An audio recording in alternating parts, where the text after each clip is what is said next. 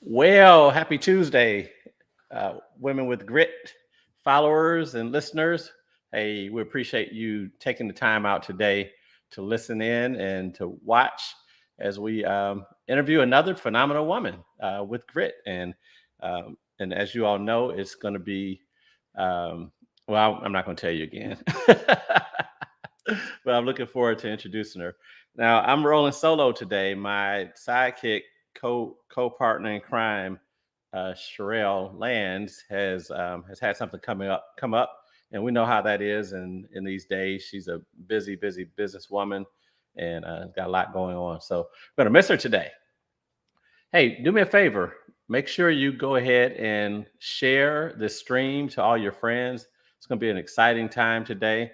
We're talking to a phenomenal woman that has accomplished so much in her career and is actually working to accomplish even more. So we want you to do everything you can to let your friends know, to listen in and to learn. I think one of the things that I get out of these broadcasts, it's not so much during the broadcast. I learn a lot from our guests, and they just share so much with us and share so much of themselves. It definitely helps you understand that you can make it regardless of what your situations are. Sometimes we just have to dig in and use our grit to move forward. So I definitely appreciate that from all of our guests. We've had some phenomenal guests, and we have some phenomenal guests coming up. Before we get started, I want to shout out Sherelle Lands and have you go to SherelleLands.com. That's Sherelle Lands, LANS.com, to check out any books and trainings that she has, or visionstrategymanagement.com. And she's going to be happy to share anything that she has with you that can help you enrich your life and enrich your career and your business opportunities. Second, check out The Table. It's thetableaction.com, thetableaction.com. Check us out. This organization has started, myself and my co-founder, Kate Wood, founded it a little over 18 months ago. And our entire goal and mission is to really create opportunities to create prosperity for people of color in Middle Tennessee specifically. Something that we expect to take across the country. But in the meantime, I tell you what, we've had some phenomenal things happening. We've had business deals going down, mentoring, sponsoring, so many different things that are happening in the table with the table. So check us out. It's thetableaction.com. We're up to 260 members, which is, blowing my mind, and 17 corporate sponsors that are really putting a lot of time into the table and meeting and getting to learn about one another. And what we find is, as we get to know each other, it's much more difficult to hate each other. So with that, check out again Vision Strategy Management, and check out thetableaction.com. So I'm going to bring in our guest and let you all get to know Miss Kisha. Hi. Hey, there she is, everyone. Kisha Davis.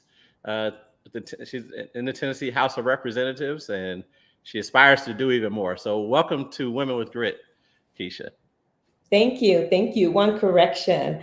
I am a candidate for the Tennessee House of Representatives. So Ah, I am running for office so she here. hadn't won. She hadn't won already. My bad. That's right. That's right. We'll be waiting for you. So that's Yeah. right. So yeah, one good. I'll make that shameless plug. And I am Okay. shameless several different times. So That's absolutely. that's you know what? That's perfectly fine. If your opponent is a woman, we'll be happy to have them on Women with Grit. Um, if they're not a woman, then they don't qualify. So, Well, we don't know. I'm running uncontested on the Democratic ballot, okay, and the primaries here are in August 4th. There okay, are multiple Republican candidates, so we don't hmm, know who the opponent is, but there is one female on the ballot. okay, all right. Well, so before we get into all the other stuff, why now? Why? This is you're in Williamson County primarily? What counties fall under your the areas that you're running for, and then I'll go into my next question. Yeah, no worries. So yeah, I live in Franklin, Tennessee, and the district is District 63. District 63 mainly includes the east side of Franklin, East Brentwood, Nolensville, College Grove, Arrington. Map wise, you can go to Go Vote TN and can find your district and can see various portions of the map, but it is District 63. So if you're at the highway at the Williamson County exit, east of the exit for Williamson County is the district, and it's a pretty large district. Okay, now is this district one of the ones that was reconfigured, or I mean, some people call it gerrymandering, but just to keep it non-political, that was reconfigured from a strategic perspective? It was, and and I can respect the word gerrymandering, right? I Hmm. don't necessarily know if that specifically applies to Williamson County because of the demographics is so much different than in Hmm. other counties such as Davis and Shelby. But there is some minor changes. Portions of District 63 went to 61 and I believe 92. So there was some minimal changes to District 63, but generally a great majority of it, stayed intact. And to your Good. Okay. first part of the question regarding, was the seat vacated? Yes, and I invite your listeners to Google the predecessor who has vacated the seat in shame, right? And I'm Mm. just going to say his name just once, Glenn Cassida, because Okay. he should be very familiar to Tennesseans. Hmm. So he's already vacated the seat, and Okay. so it's a wide open race that we will win. Okay. Cool. Now, so you're running in a red district, um, and you're running on the blue side. What's your competitive advantage? What makes you feel like? Because I feel like you wouldn't run unless you felt like you could win. So what do you see your advantage as? The competitive advantage here is one that's very simple. Residents are looking for a change. I've been a resident here for more than a decade. My Hmm. neighbors and I, and most of them are Republicans, my neighbors and I are just fed up with outside voices and outside interests. Hmm. And, it's a little known fact, and it should be a big, well known fact, that a lot of those special interest groups they just moved into town, right? They came Right. here for the sole purpose of disruption, right? Hmm. And Yep. so the competitiveness is people want real valued leadership. People Hmm. want to see real change with healthcare reform. People want to see real change with community regarding state infrastructure. We have a massive amount of growth. People want, they want to rather reduce around the schools and the curriculum. So Hmm. the competitiveness is real. I don't think there's going to be a challenge. It's Democrats and Republicans alike are ready for valued leadership. Okay. So you feel like there's a group of Republicans that will come to the other side, regardless, and instead of voting their quote unquote politics or their clan, they'll come over and support you because you represent what they really represent and what they're looking for. Yeah, I think so. I mean, and in fact, I know so. How we've been gauging the interests of my neighbors. I mean, I sit right in the heart of Franklin. And, they have told me themselves, they Hmm. have gotten on board themselves. They are ready to split the ticket if they have to vote for real change. They understand local elections move real change. And so, I mean, this is straight out of them. And at the end of the day, they have been, my most valued supporters, Hmm. campaign donations and otherwise. I Okay. don't think they're looking at this so much as a party at least locally in District 63, and then also across Williamson County. They're not looking at it so much as you're a Democrat and I can't vote for you. We are ready to hear the issues, right? We are ready to move forward on the issues. So the true constituent can understand the difference between rhetoric and party nonsense, and then that's both sides, right? They can Hmm. they can understand that difference, and they are ready to move forward. So they have assessed the quality of the message that they've heard from my predecessor. They've Okay. assessed the quality of the message that they've heard from the outside interest group, and it does not match what we as residents, what I as a resident, what we want to see in our leadership. Okay. All right. Well, wonderful. Well, good luck with your run, and I do believe you that there are some folks that um, recognize, and this is on both sides, recognize that there's some opportunities to do better, and it may not be the party that they normally affiliate with. So Absolutely.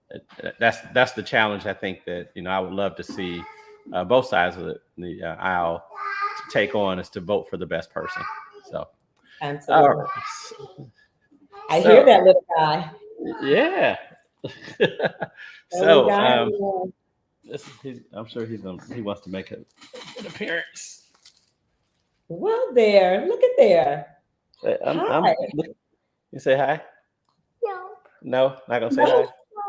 No. No, you're busy. Say I'm busy with my snack and my bear. Bear video. All right. So we kind of got off to this uh your campaign, but let's talk about you and Yeah. who you are. So why don't we take a few minutes, and or not a few minutes, but a minute or two for you to introduce yourself, and then we'll go into the rest of the interview. Yeah. So I'm excited about introducing myself. So, you know, I'm a Detroit girl, so I'm gonna look straight this way. I've been looking at you over there, but I'm a Detroit girl, right? I was born and raised in Michigan, right in the heart of Detroit. When you talk about grit, right? You know what it takes to leave the city with accolades in high school. My family, who's listening today in Detroit, they're rooting. I left Detroit to go to college. I'm a proud HBCU graduate, went to Alabama State University. Went back home and got a master's degree at Wayne State University, right in the heart of Detroit. Met my husband at work, who now 20 years later or so, happily married and living in Franklin with our two sons who attend Page Middle, Page High School. Throughout this journey, it's been interesting, right? I've always had great support. I've always been that in my family, the one with the grittiness, the one that, loves to debate on real issues, the one that loves to bring awareness. For 20 years, just under 20 years, I've worked in healthcare. I've managed billion-dollar brands. Some, many people take. That's on. I don't want to give them a free commercial, but you see the names: Johnson and Johnson, Pfizer, Gilead, Novartis, Right. all my previous employers. And so those pharmaceutical brands, I've communicated disparities in healthcare across 12 different diseases. And Mm. so I know healthcare deeply. It's in my heart. One of my platform issues is to help reform Tennessee's healthcare and give people the healthcare that they need and deserve. And so that's my leadership experience there. I've managed teams of the hundreds across the South here and many other states throughout the South. So I used to be a traveling a corporate lady managing people, again through maybe 12, 13 states. And, so it's been a corporate journey, a corporate, sure enough, an interesting corporate climb. And so almost every time I'm the only Black female leading a team with the position and the level and titles that I've had. And I've worn that crown proudly. I certainly lifted as I've climbed by pulling up young women, young men to get those jobs, right? So advocated. I used to be and still am actively a part of a sales organization called National Sales Network. And shout out to Yusuf Rahman, who was instrumental into getting me into that organization and really helping to facilitate getting people, real corporate jobs. So that's a little bit about me. But I would love to kind of talk about that corporate world and that corporate space. Yeah, definitely. Well, we have a couple things in common. I'm from Detroit. Grew up. Hey. Yeah, I grew up Northwest Side, 7 Mile, Wyoming, on West Allen No, Drive. you didn't. I must Yeah. know your family. I grew up in 7 Mile in Westbrook, and I'm getting many texts. So I'm sure my family's texting. I might know you. So yeah, I went to Henry Ford High School. Okay. All right. So my neighborhood school would have been Mumford, Yeah. but I graduated from Cass, Yes. and then we had the HBCU background together. I graduated from North Carolina Central Okay. in Durham. Yes. Now the difference is I never moved back. When I left, I was deuces. But my You first no, go ahead. No, I was just gonna say, that it's interesting that you say that. I mean, I moved back because my school was in Montgomery, Alabama, and I knew that wasn't the southern stop for me. But when I did move back, as soon as my husband and I were married, I said, we cannot deal with any more snow. I don't know how, I don't know when, but we're moving south. Hmm. So, and at that time, we thought it was going to be North Carolina, but Okay. corporate America had its way, and we landed in Yeah. Nashville, the greater Nashville area. So Hmm. it took us 10 years because we were in Ann Arbor, Michigan for Okay. 10 years, and then we moved here. Okay. Well, cool. Yeah. My first job out of college was in Nashville. I thought I was going to take one in Charlotte, but one of the things I prayed for, I prayed to God. I said, "Hey, Lord, I'm taking the job that pays the most. I've been broke a long time. I don't care if it's a penny. I'm taking." We certainly have that in common. Oh, and what I didn't know was that Tennessee had no state income tax, so I even got more money when it came to that. But yes, We so you have do. that in common quite a bit. I mean, it's like I'm like I cannot be broke anymore. I mean, I felt that at Alabama State. So Hmm. yeah, you talking about grit. There I didn't have people where we come from. There's no plan B, right? Right. So Yeah, you plan A is your plan, and you that's work the that plan. plan. Yes, we accomplished the plan. No fallback. Absolutely. You fall back, you're falling out. Absolutely. Ah, so you're right. You got some shout outs here. Is that Courtney Rogers said can't wait to vote for you. Is it Bat L? Proud of you, mom. The boys' mom will be casting their vote. Edwina Chapel, proud of you, Sora and church member. And let's see, Lovely Taylor or Taya. I've got these lights in my face. So, hello everyone. Rolanda Hicks, great job, Keisha. Can't wait to support you and vote for you. So, you got people tuning in, which is always good. So my co-host Sherelle Lands will kill me if I don't ask this question. Mm. Uh, what is your unique story of grit? Now I know you made it. I know you grew up in Detroit. I mean, I know what that takes. And Henry Ford, it's a good school. It got you where you are, but all of our schools leave you well rounded. I'll put it that way. It's not just a classroom education. But Mhm. but what's your story that's gotten you to where you are and continues to move you forward? I would have to say confidence and really truly leaning on a village of supporters. Interestingly enough, in Detroit, unfortunately, I didn't have a lot of Black females that was as successful as I now am. I mean, we had moms at home, and pretty much they were stay-at-home mothers, single moms, and not that they weren't gritty, not that they weren't loving, but I didn't know that there was this level of success to be attained, right? Our dad was there, a hardworking man, and we had men, throughout the family. And being in Detroit, this was, a union family. They were, automotive, you know, hourly wage family. So we were hardworking families, and yet still, I did not know that I could reach beyond, our hourly manufacturing roles, because that's what I saw, and for the most part, that was very successful.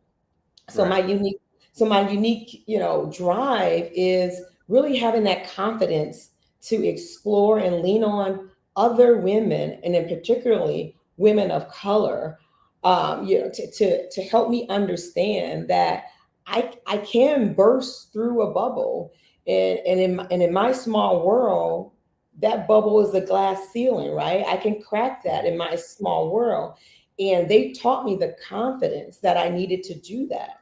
So, even at Alabama State, right, my professors and teachers, friends from throughout the US who attended Alabama State, learning and leaning in on them, right? It's a family that encourages you to be confident when you face the world. And so, that's my grit. If you don't know a dream is out there and you've never dreamed it and you don't know it exists, it takes a lot to understand that there is a ceiling, that you can crack through and break through. And I think too, having now a team of supporters, and not just, my friends, but my family. My parents have long since passed. My in-laws who may be tuned in today, have stepped in and fully embraced me. My mother-in-law, hello, Miss Serena Davis, fully, honestly helped mentor me into becoming a great wife, right? And becoming a great mom, and showing me family values. Mr. and Mrs. Davis has been married more than 50 years, and so they also gave me something to look up to. And then I just can't forget, almost 20 years of marriage, my spouse, just along the way, just being able to, see him as a dad, as a husband, as a corporate man himself, and see him, also step back when he needed to for me to move forward. While he also managed his own career. There's a point in the time where he also managed a household and a career, right? And to see me with that projection. So we are a regular everyday family, but I didn't do it by myself. And I really have to say, because, I think, one story goes on for a long time.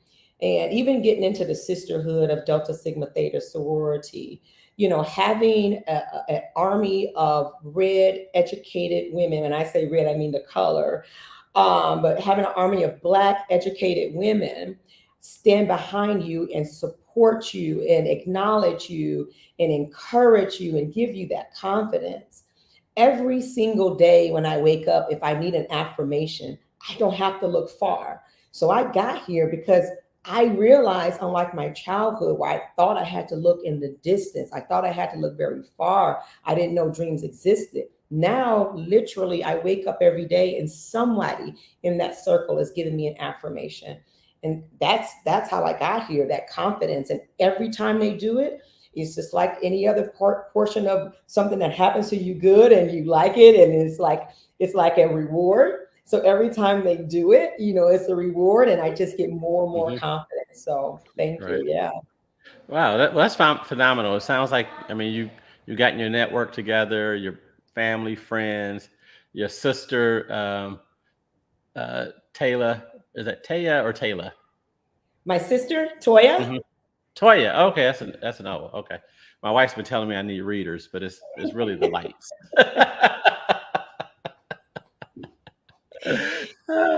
Yeah, my So, sister. I want to give her a shout out too. Thanks, Toy, for listening and tuning in. She's one of the ones while we're running too. She's a hardworking manufacturing employer. She's here in Murfreesboro with me. She moved oh, cool. down Okay. to support me, during my travels. And I mentioned I was a flying corporate leader. My Hmm. husband had a full-time corporate job locally himself. I Hmm. had two small kids in tow when I moved to Nashville. And Wow. it was my sister who said, I'm going to help you. Right. And Right. again, I don't have to look far. I mean, not only did she have her own three sons, right? And now she Wow. has two babies that she's helping to manage and rotate while I'm flying off. And so Thank you, sis. I mean, again, encouragement and confidence comes from, all different directions. And I wouldn't be here without that love and support. Mm. Yeah, I think that's powerful, and just so many people are not able to tap into a network like that, or are afraid to tap into a network like that. But now, so you kind of talk about you talk about your husband. Now you're all over the place, super exec. Some men have problems with that. Sounds like your husband was supportive there. What kind of conversations did you all have to determine how that balance was going to work? It's because I think that would be something beneficial for a lot of families to really understand what that dynamic is. Yeah, so I don't know if it was like a pre-planned out thing, because when doors open, they usually open pretty quickly and without a lot of warning. And but I have to say, I had for myself to get rid of guilt. And my husband has always been supportive, but again, where I come from, mom was in the house. I didn't know a different structure, right? My grandmother helped even rear us up, so I didn't know it. I don't know women who did what I did until became an adult. So my husband, I had to first forgive myself for leaving small children. And it was a difficult conversation, right? With not for my husband, for me, because there were moments where I missed my children so much. And I'd be gone 2 or 3 days, and I will call home, and I have all these checklists. And finally my husband says, I got it. They're my kids too. Right. And so, it was this moment where, I had to realize, I'm their mother and that's their father. We are equal parents. And it was never a time where my husband judged me. When I came home, my children loved me. Of course, they miss me at times. So it's Mhm. never this time where I felt this missed opportunity. Of course, there was games and things and Boy Scouts that I missed, church service. My sons played instruments in church. I have a percussion, both of my percussionists, and they're both acolytes in church. And there were things that I missed, but Mhm. they welcomed me, each time. And almost felt like I was the intruder. I come home and try to move the pieces around. I'd be like, "We got this, right?" And Right. so, so yeah. So my husband, he's an accomplished engineer himself, Mhm. right? He's worked at the same employer for more than 30 years. Oh, He wow. corporate exec in his role. And so I'm thankful that his role was local and mine was the traveling one. Mhm. But so yeah, it's support. He never shamed me for climbing up the corporate ladder. Like, Okay. that's not to say there wasn't difficult times where right, I had to forgive myself for things Mhm. that I missed. But no, I mean, he encouraged me. He rooted for me. Even now, you're right. I stepped out of the corporate world just, for the running of the campaign. And even now, right, just when it was a quiet moment in our marriage, after nearly 20 years, I decided to run for office. And, but he's making signs. He's promoting it with his Mhm. fraternity. He's a member of Alpha Phi Alpha fraternity. Shout out to the Divine Nine.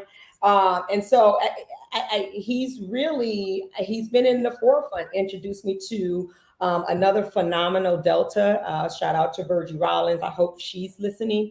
So I can't complain.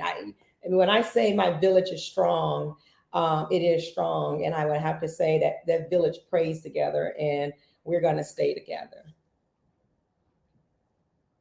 So yeah, so that's interesting. Just the dynamic. You didn't really have the conversation, but you all were pretty much in sync already, I guess, or grew into sync, whatever, however you look at it. It's one of those things. You do what you got to do. Yeah. Yeah. I mean, that's kind of it, and that's kind of the thing with corporate America, right? Mhm. My grit and confidence kept knocking on the door. And of course, you're successful along the way and you prove yourself and you keep knocking on the door. But corporate America, especially with Black women, they don't necessarily announce that you're the next person. Mhm. Sometimes it's opportunity and timing. And they don't necessarily share with you when that timing will come. It's just that they walk in your office or they give you that call and they say, hey, would you like to apply for this, or would you like to do this, or you've already led this project, take it on full time. And so there was not a lot of planning my husband and I can do is in corporate. And again, detriment to corporate America. It's one of those things where they don't even give you time to kind of say, well, let me work this schedule out, right? I got at the time, I think we had a kindergartner when we moved here, so they don't give you the Wow. time to say, let me figure out healthcare Right. or care, right? They don't give you that time, and Right. you are under this undue pressure to say yes right away. And so a little bit of it was, pressure to say yes, competitiveness, drive, and just timing and opportunity. Okay. Yeah. So, and you got to be ready to go. I think that's what I hear you saying, and you all were on point and ready to go. Now, you work with some phenomenal companies, some big companies, and we often hear about the difficulties that are there for women and women of color to ascend towards the top. What are some key things that the companies you've worked for had in place that I won't say allowed you to, but didn't prevent you from moving forward? Companies that didn't prevent me from moving forward. Yeah, you hear about glass ceilings and those types of things, or there are different reasons that well we can't find anyone, or um, kind of we can't find any women, so we just got all these dudes here that all look the same. So yeah, and I look at that as y'all are preventing people from moving up. It's not that they're not Oh, ready. I see. I so, see. but what do they have in place that allow for uh, for women to move up in those companies, or particularly you? Yeah, so what they so I'm going to give you the fast answer here, which is nothing, right? Meaning, do they have a program that Black women climb this corporate ladder? And I'm going to shout out these companies again. No, Johnson and Johnson didn't say this is planned for you, or Pfizer. This is no, they did not have that what it takes, honestly. And this is not only true for Black women, it's true for people of color, women and men, and across the spectrum, is that they want to see you perform first. It's almost as if you really you're performing, and then they want to see you. I call it be on stage, meaning that as they want to know that you're not going to break corporate protocol, and I don't know. The short answer is they want to know you're not going to act a fool socially, right? In addition to being successful. And so, but there's nothing there. I think what you can create and what is built in the system is value.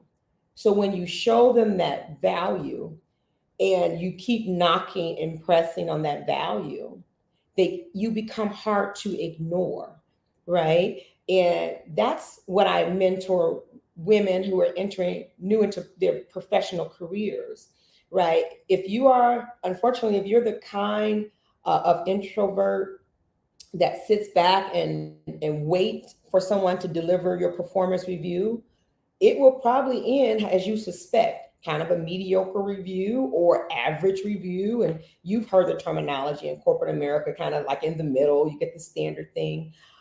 But if you are that leader, whether you're an individual contributor or a manager, if you're the one who don't wait for their performance review, you bring the value to your manager, to your upline. Hey, I've worked on this project. Can I get feedback? Oh, hello. Did you see the outcome of this one? What do you think I could have done differently? Hey, here are some accountability metrics that I've exceeded last quarter. Can we align that up with your expectations? When you have that conversation and you're constantly knocking on the door and reminding them that you are just as good, if not better, than members of your team, you just become hard to ignore. So that value structure is built in all of those companies and in most, right? It's so you just kind of got to have that confidence, Mhm. somewhat of that grit, and grit, obviously is both men and women.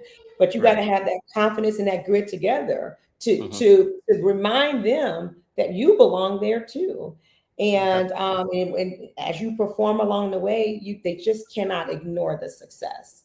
And then, honestly, there were a couple of times where you had to call out because, while that's easy to say, and some folks say I've done that, there may be some times, and I've had a moment or two with various employers where you have to call out you being more competitive versus another employee, and they may have gotten a role or they may have gotten a responsibility. That's when you have to have a difficult conversation, right? And it is, hey, I didn't get this time, but I need Right. to understand what's going on or what can I do to improve to get it the Right. next time, and Hmm. hold them to that accountability. Got it. Got it. Well, great, Keisha. I tell you what, this is very enlightening, learning a lot, and definitely enjoying the conversation. I'm going to give you a couple minutes to grab some water, Thank you. and then we'll be right back with you. Shout out to our guest today, Keisha Davis, Thank you. Thank you. Be back. and we'll be right back with her. All right. I tell you what, I am learning a lot from Keisha Davis. First of all, she's not already in the House of Representatives, uh, but she will be, and she can be. Um, she's got what it takes to get there. I truly believe that. Uh, Definitely want you all to take a look at my partner's website, visionstrategymanagement.com. So that's Sherelle or SherelleLands.com. Her name is CharelleLans.com.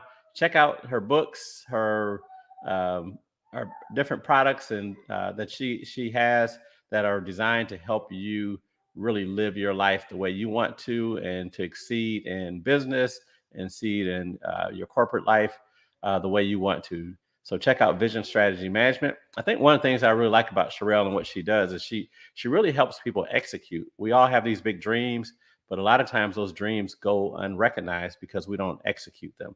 So check her out. Also, go to thetableaction.com, thetableaction.com.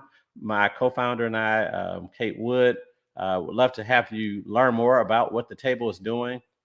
We have an information session coming up next month, and then we have our actual uh, monthly or semi or the bi-monthly meeting coming up in June. So, but check out our website, thetableaction.com. We're really here to help people of color increase their level of prosperity, and we're doing that by connecting them with people that are sponsoring, mentoring, just plan on giving them opportunities because they know they have the capability of doing what they need to do.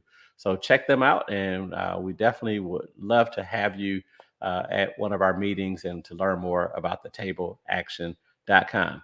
So, what do y'all think? How's our country going? Obviously, don't want to go without um, sending out thoughts and prayers to the families in Buffalo and in California and across this country that have to suffer at the hands of those that hate them for no reason. These aren't people that know them. They aren't people they crossed.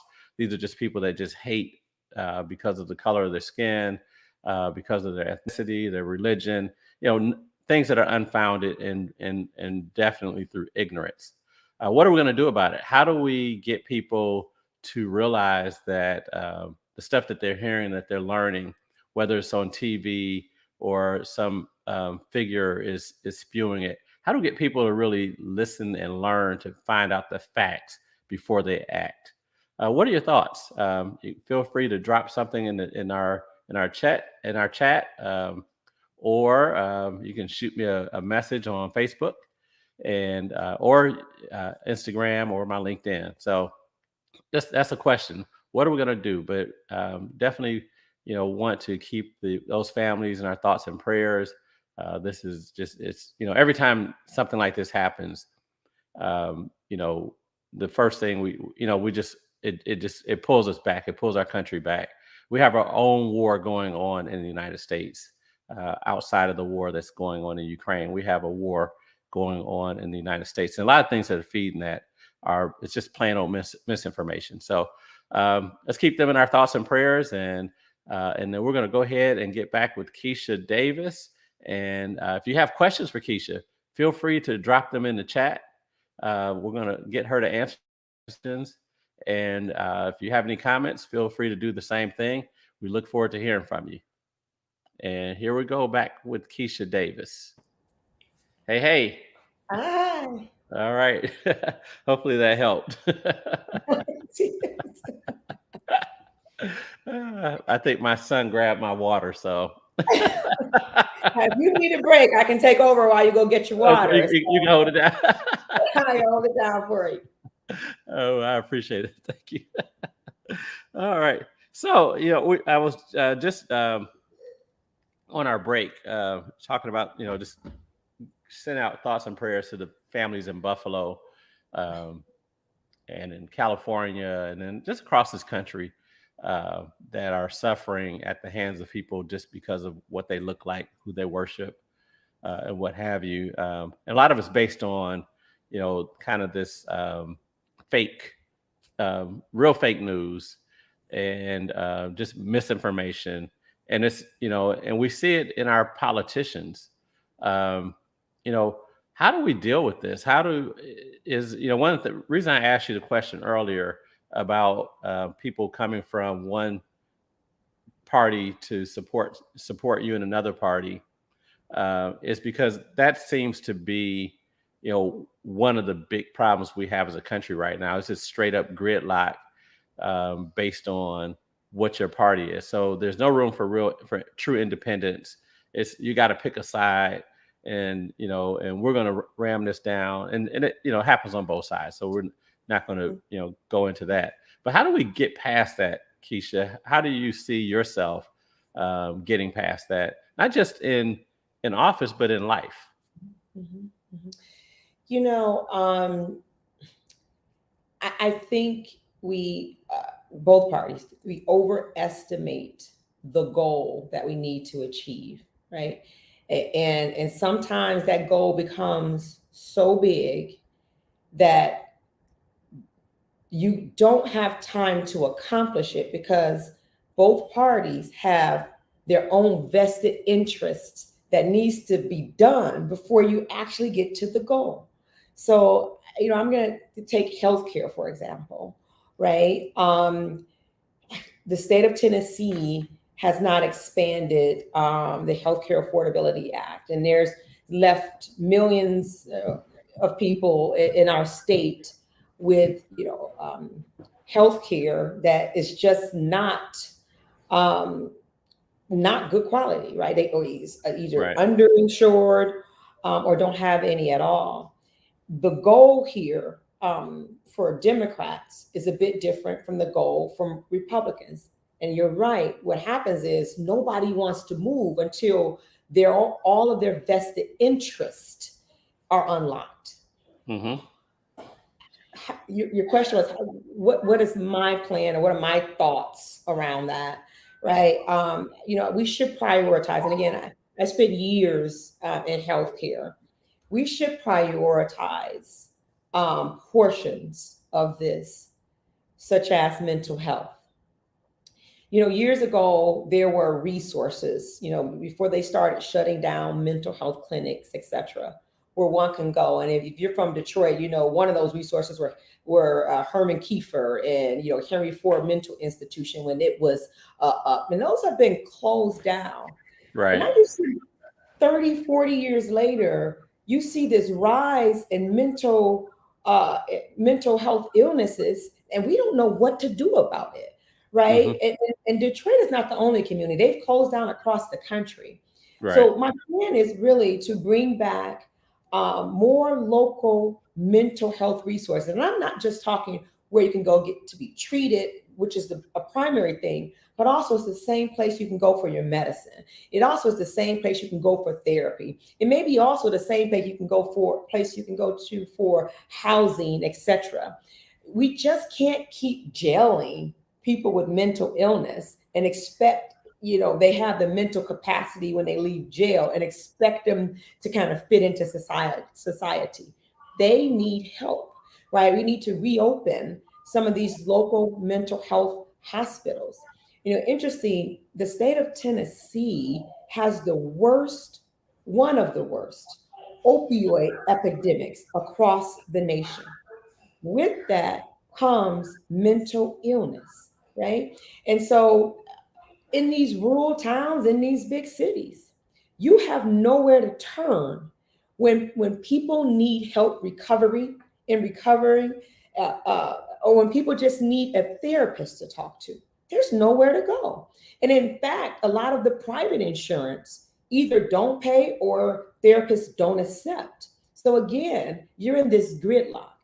I'm proposing to break down these big goals that I were mentioning, and bring back and prioritize a bit at a time. And this should be a nonpartisan issue. I know there's some things that has been passed, etc. But we should come together. The legislature should come together on these nonpartisan issues, on the things that they can agree on, right? And it's not to say that the expansion of healthcare is not important, because that is certainly my goal, right? But these positions are every 2 years, right? You don't have a lot of time before you're running again, but you want to get some work done. So yes, I want to advance the Healthcare Affordability Act, but at the same time, what can we do today to help millions of people across the state of Tennessee seek the care that they need? Okay, I like that. I like that answer. It's really a matter of finding what the common ground is. What do we recognize as our joint interest, and understand that it's not necessarily a zero sum game.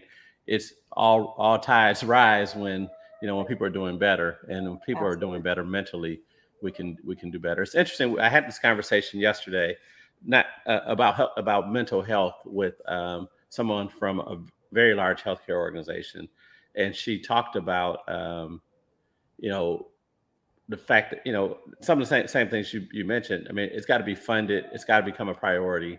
One of the questions I asked her boss, this was at our Rotary Club meeting yesterday. Asked her boss. I said, "Hey, um, in the city, people have the emergency room as their doctor a lot of times. I get sick, I go to the ER. I mean, hey, they'll take me if I don't have insurance or not. But in the rural areas of Tennessee, especially, we've had at least 13 or 14 hospitals actually closed down because people aren't paying them, so it means they're not bringing any revenue. Hard to pay and keep up your facility if you don't have revenue. So my question was to him was, how do you really deal with these the rural healthcare? If I'm having a heart attack and I got to wait for a helicopter to come out from Midtown Nashville and fly out 45 minutes, an hour, 2 hours to pick me up and then bring me back, my chances of survival are less. And he talked about, because nobody wants to politicize this. Nobody wants to jump out and say, "Hey, we just need to expand Medicaid." But he did talk about how at some point the government has to step in and help pay for this stuff. There's absolutely no way that the private sector can handle this all on its own, no matter how much money they have. So, what are your thoughts? So I agree. And listen up, Tennessee and other states that have not expanded Medicaid. And even if you had expanded Medicaid, when community hospitals close, those patients don't go away. All they do is keep traveling toward your award winning hospital. So I say that to say, eventually, everybody will pay, right? You're absolutely right. How do you fix it? We're not doctors, and even if we were, all the doctor care in the world can't save all those patients without the proper insurance. We already have government insurance. It's called Medicaid, but our legislation is blocking that expansion, right? So if you want a healthier Tennessee, it starts with these local elections. And it's interestingly, I meet people all the time. Like, I wish I can vote for you in Williamson County. I'll give you a few dollars in the campaign. You can do something by contributing to the campaign, absolutely, but also by putting your local state leader in office who have the values, who want to expand Medicaid. Don't think for a second that these local elections August and in November don't matter, because they do. Collectively, the House and the Senate works with this governor. And in the state of Tennessee, this is a super majority Republican state.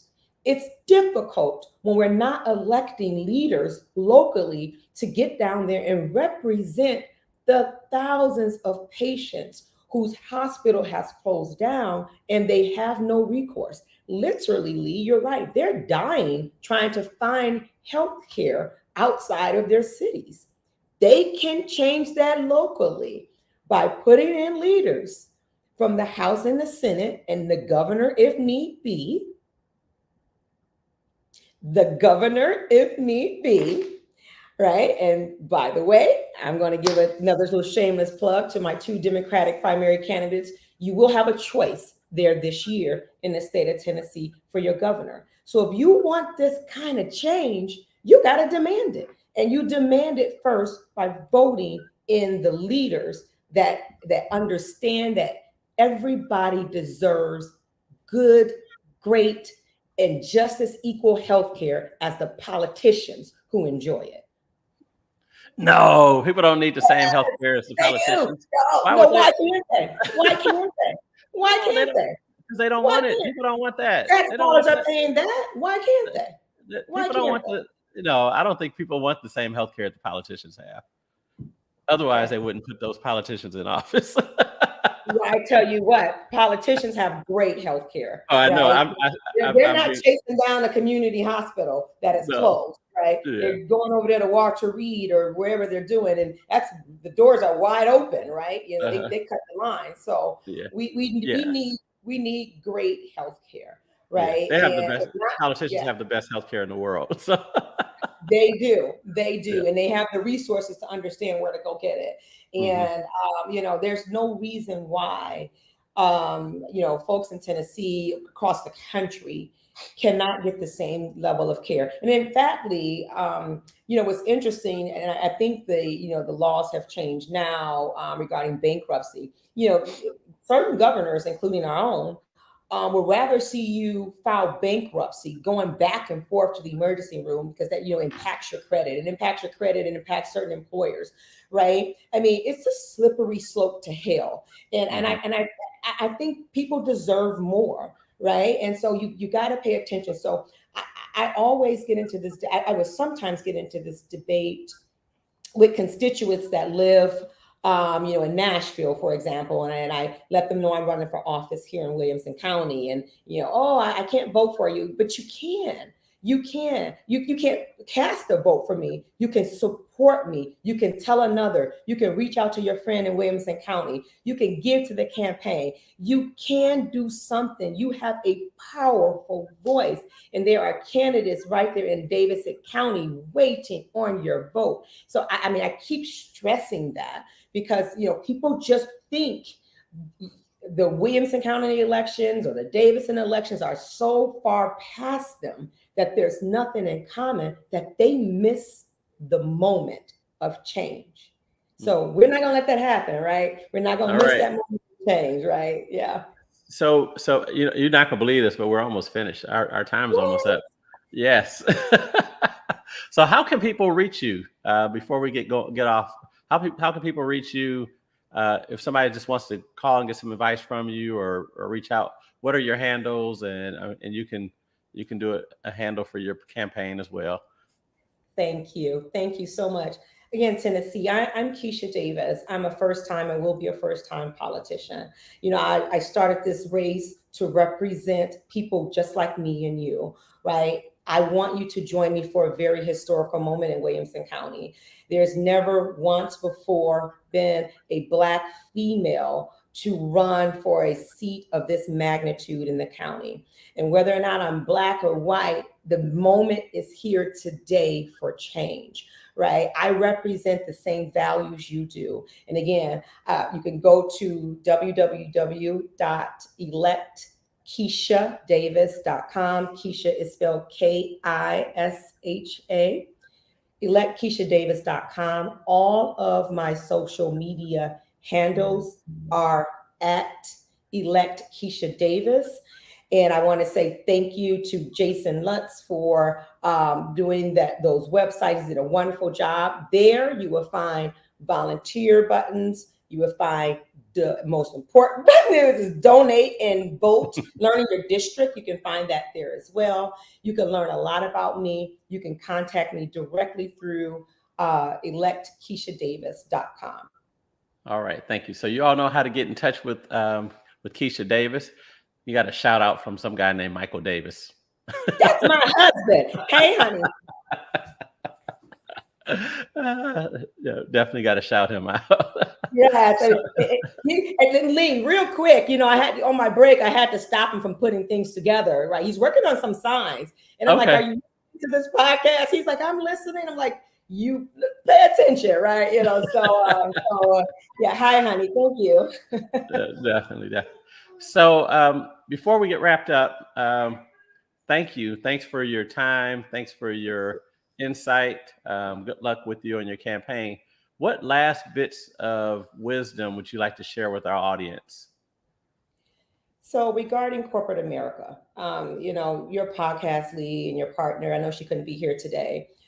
It does take grit. And like elections, we have learned, and especially in the last 2 or 3 cycles, Black women moves and motivates change. So in corporate America, we have some dynamic and fantastic Black leaders that is changing the game. Melody Hobson is people that I follow, that I kind of model and look after, that are changing the face of corporate boards, etc. They all have that grit. And then likewise in politics, my soror, Keisha Lance Bottoms and Stacey Abrams, you have Black women who are making that change. And so my last parting words are, yes, ladies, we can do this. I want us to be a part of the history here. We can hold down babies, jobs, and political careers. And so my last parting words, keep that confidence, keep that grit. Please register to vote. The state of Tennessee, you don't vote 3 or 4 elections in a row, they drop you. Register to vote and go vote. Thank you, Lee, for having me. I miss your partner. Have me back on soon. Thank you very much.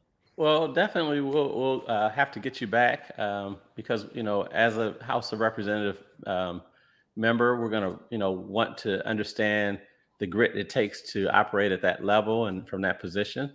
And so we'll definitely look forward to having you. If you have anything that you need from us, let us know. Got a shout out. Edwina said, "Thank you, Keisha. You will represent well."